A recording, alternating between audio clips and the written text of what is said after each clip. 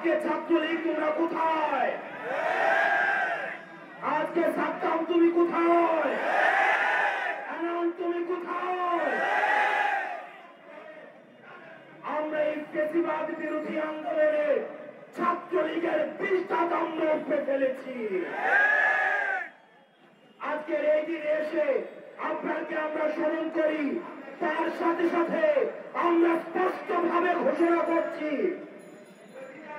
যতদিন পর্যন্ত 24 পরবর্তী আন্দোলনের বাংলাদেশ থাকবে, যারা ফ্যাসিবাদকে প্রশ্রয় দিয়েছে, যারা ফ্যাসিবাদের সাথে ছিল, যারা ফ্যাসিবাদের লাঠিয়াল বাহিনী হিসেবে কাজ করেছে, তাদের পুনর্বাসন এই বাংলাদেশে আর কোনদিন হবে না, হবে না, হবে না।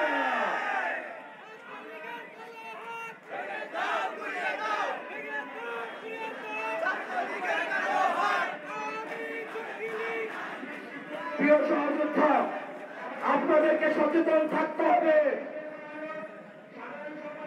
শেখ হাসিনাকে আমরা পদত্যাগ করিয়ে সে ভারতে পালিয়ে যেতে বাধ্য হয়েছে, কিন্তু সে ভারতে গিয়ে তার যে সঙ্গপাঙ্গ রয়েছে তাদেরকে নিয়ে প্রতিনিয়ত বাংলাদেশের বিরুদ্ধে ষড়যন্ত্র করে যাচ্ছে।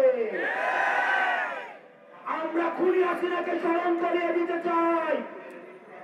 ওয়েস্টার্ন মিডিয়াতে, ইন্ডিয়া মিডিয়াতে আমাদের ছাত্র নাগরিকের অভ্যুত্থানকে জিহাদি অভ্যুত্থান হিসেবে দেখানোর চেষ্টা করা হচ্ছে, কিন্তু এটি কোন জিহাদি অভ্যুত্থান ছিল না, এটি ছিল জুলুমের বিরুদ্ধে মুসলিমের অভ্যুত্থান।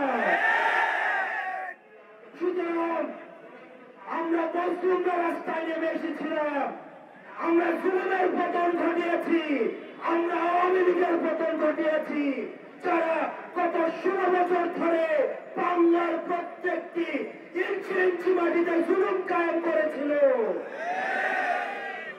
ভবিষ্যতে যারা জুলুম প্রতিষ্ঠা করার চেষ্টা করবে, আমরা ছাত্র নাগরিক সব ষড়যন্ত্র রুখে দিয়ে আমরা এই জুলুমকে বাংলার মাটি থেকে স্থায়ীভাবে উৎখাত করবো ইনশাআল্লাহ।